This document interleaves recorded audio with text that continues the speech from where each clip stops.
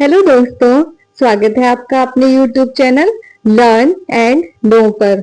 तो दोस्तों, आज हम एक न्यू सीरीज स्टार्ट करने जा रहे हैं जिसका नाम है भारत का संविधान।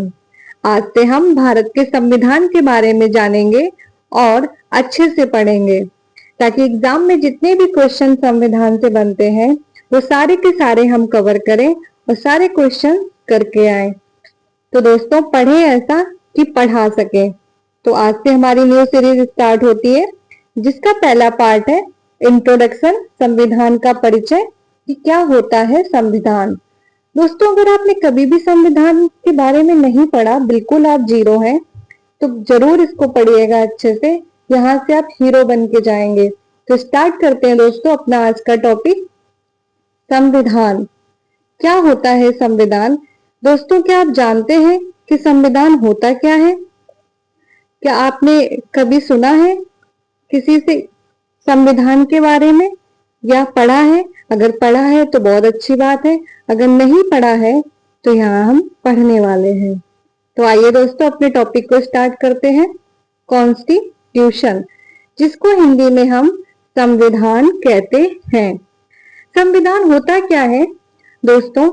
जैसे कि हम अपने घर को चलाने के लिए एक नियम बनाते हैं, हमारे मम्मी पापा बनाते हैं, हम सब मिलकर के बनाते हैं। केवल मम्मी पापा ही नहीं, हम सभी का रोल होता है और उसी हिसाब से हमारा घर चलता है।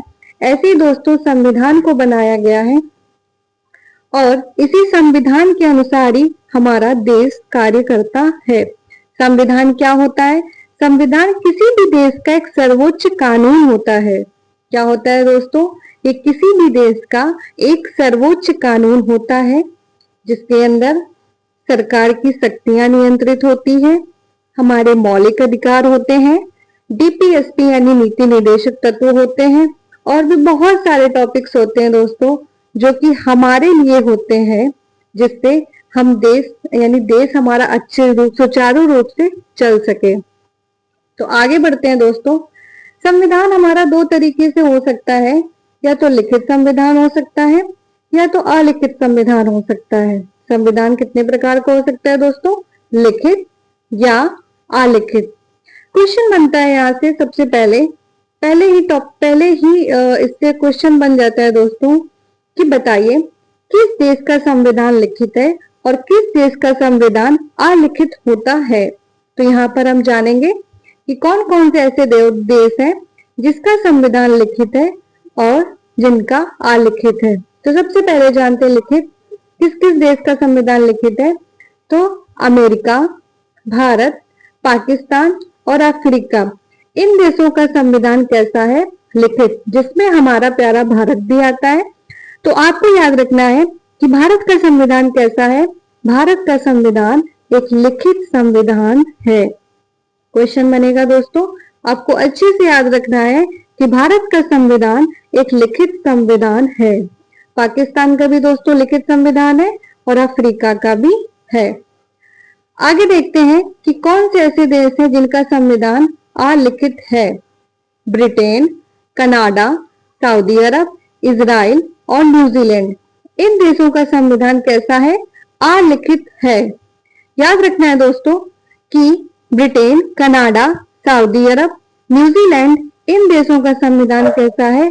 अलिखित है। ये किस पर आधारित है? ये प्रथाओं पर आधारित है। यहाँ से भी क्वेश्चन बन जाता है कभी कभी दोस्तों कि किस देश का संविधान अलिखित है। तो आपको याद रखना है ब्रिटेन, कनाडा, सऊदी अरब, इजराइल और न्यूजीलैंड। आगे बढ़ते हैं, राज्य व्यवस्था। दोस्तों, संविधान हमारा राज्य व्यवस्था के अंतर्गत आता है। तो सबसे पहले जानते हैं कि राज्य क्या होता है और व्यवस्था क्या होती है। राज्य, किसको हम राज्य कहते हैं? राज्य होता क्या है? किस स्वरूप को, किस आकृति को हम राज्य का नाम दे सकते हैं? सबसे पहले हम इसके बारे में जानेंगे। फिर व्यवस्था। तो दोस्तों, आप राज्य किसको कह सकते हैं? जहां पर जनसंख्या होगी। राज्य बनाने के लिए जनसंख्या चाहिए, भूभाग चाहिए यानी कि जमीन। जनसंख्या कहाँ पर रहेगी? तो भूभाग चाहिए, और उस भूभाग यानी जनसंख्या को ऐसे नियंत्रित करने के लिए, उसको सुचारू रूप से चलाने के लिए क्या चाहिए? सरकार चाहिए। सरकार के बाद हमें क्या चाहिए? संप्रभुता। अगर ये चार चीजें हैं तो उसको हम क्या बोलते हैं? राज्य। किसको राज्य बोलेंगे? जहां पर जनसंख्या हो, भूभाग हो, सरकार हो और संप्रभुता हो। इन चार तत्वों से मिलकर हमारा क्या बनता है? राज्य। और व्यवस्था क्या होती है? व्यवस्था हमारी संविधान में निहित होती है। किसमें निहित होती है? संविधान में। दोस्तों, जो जनसंख्या और भूभाग है, ये एक भौतिक तत्व है। जो सरकार और संप्रभुता है, ये एक आध्यात्मिक तत्व है, क्योंकि आप इसको देख नहीं सकते, और ये जनसंख्या और भूभाग एक भौतिक तत्व के अंतर्गत आएगा। तो सबसे पहले यहाँ पर एक शब्द हमने पढ़ा, संप्रभुता। आखिरकार संप्रभुता होता क्या है? संप्रभुता कहते किसे हैं? तो हम जानेंगे संप्रभुता के बारे में। संप्रभुता को हम संधि विच्छेद करके देखते हैं तो क्या निकल के आता है? संप्रभुता यानी कि स्वयं का प्रभु, यानी कि स्वयं ही मालिक होना, खुद को ही ब्रह्मा समझना। तो संप्रभुता का मतलब क्या होता है? स्वयं का प्रभु, यानी कि किसी भी निर्णय को, यानी किसी भी मामले के, कोई भी मामला है उसका निर्णय लेने की क्षमता स्वयं में रखना, इसी को हम क्या कहते हैं? संप्रभुता। अब हम इसको देश में रख के देखते हैं, यानी कि किसी देश को अपने आंतरिक एवं बाह्य मामलों में निर्णय लेने की जो क्षमता है उसको हम क्या बोलेंगे? संप्रभुता। जैसे कि दोस्तों, आप हैं और आपको अपने किसी भी मामले में निर्णय लेने की क्षमता ना हो, आपके सारे निर्णय लेने की क्षमता किसी और के हाथ में हो, तो उसको आप संप्रभु नहीं है। अगर आपके हाथ में वो निर्णय लेने की क्षमता है तो ही आप संप्रभु हुए। ऐसे ही देश में भी ये चीज लागू होती है कि अगर देश अपने आंतरिक मामले, यानी देश के अंदर की जो बात है, बाह्य मामले जो देश के बाहर की बात है, उन सभी निर्णयों में, जितने भी मामले हैं उन सभी में वो स्वयं निर्णय लेने की क्षमता रखे, उसको हम क्या बोलेंगे? संप्रभुता। और हमारा देश कैसा है? संप्रभु। हमारा देश किसी के अधीन नहीं है, हम अपने निर्णय स्वयं लेते हैं, चाहे वो आंतरिक हो चाहे वो बाह्य मामलों के हो। आ गया समझ में दोस्तों? आगे बढ़ते हैं। कुछ यहाँ पे जानकारी दी हुई है।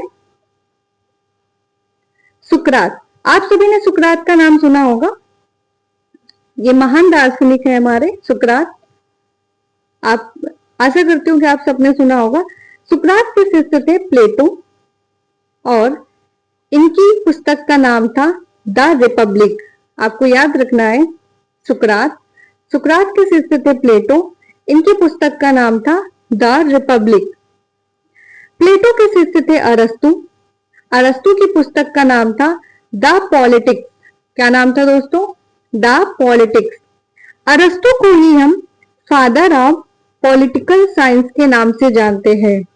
याद रखना है दोस्तों, फादर ऑफ पॉलिटिकल साइंस कौन है? अरस्तु। अरस्तु किसके शिष्य थे? प्लेटो के। और प्लेटो किसके शिष्य हैं? सुकरात के। इन दोनों पुस्तकों के भी आपको नाम याद रखना है। प्लेटो की पुस्तक है द रिपब्लिक एंड अरस्तु की पुस्तक है द पॉलिटिक्स। और अरस्तु को ही हम फादर ऑफ पॉलिटिकल साइंस के नाम से जानते हैं। दोस्तों, आप सभी ने सिकंदर महान का नाम सुना होगा, जिनका दूसरा नाम अलेक्जेंडर भी था। उन्हीं अलेक्जेंडर के गुरु कौन थे? अरस्तु। अरस्तु का शिष्य कौन था? अलेक्जेंडर, यानी कि सिकंदर महान। तो दोस्तों, आपसे क्वेश्चन यहाँ से पूछे कि फादर ऑफ पॉलिटिकल साइंस कौन है, तो आपको जवाब देना है अरस्तु। आगे हम थोड़ा सा संविधान के बारे में और जानते हैं। अभी हमने जाना कि संविधान हमारा दो तरीके का होता है, लिखित और अलिखित। संविधान हमारा नया भी है, किसी किसी देश में बहुत पहले बन गया तो उसका संविधान क्या है? पुराना। जिसका बाद में बना वहां का संविधान कैसा है? नया। किसी देश का संविधान कैसा है? छोटा। और किसी देश का कैसा है? बड़ा। तो इसमें भी हम डिफरेंस करेंगे कि किस देश का सबसे बड़ा संविधान है और किस देश का सबसे छोटा संविधान है। तो आइए दोस्तों जानते हैं लिखित और अलिखित के बारे में। तो हमने जान लिया कि किस देश का संविधान लिखित है और किस देश का संविधान अलिखित है। अब हम जानेंगे कि किस देश का संविधान सबसे नया है। तो दोस्तों, ये नाम आपको याद रखना है, क्यूबा। क्यूबा का संविधान 2019 में बना। ये सबसे नया संविधान है।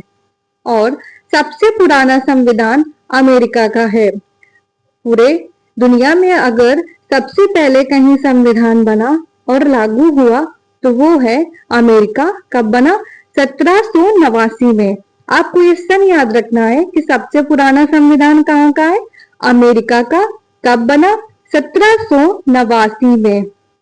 बहुत अच्छे से आपको दोस्तों पढ़ना है। बिल्कुल एक एक बिल्कुल आपको डिटेल से बता रही हूं मैं।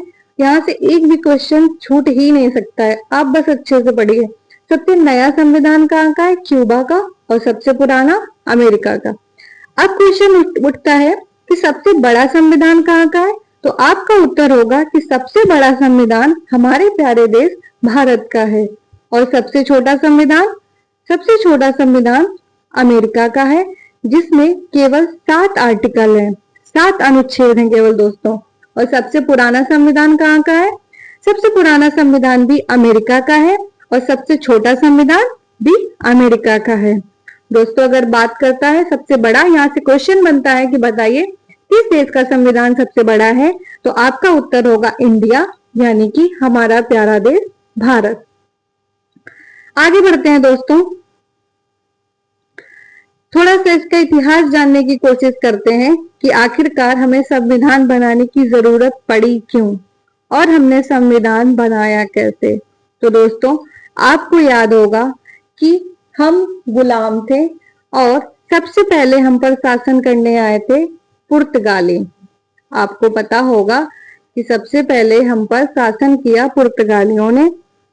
फिर धीरे धीरे करके ऐसे ब्रिटिश कंपनी आती गई और फिर एक व्यापारियों का समूह था, मर्चेंट एडवेंचर्स। क्या नाम था उस व्यापारियों के समूह का?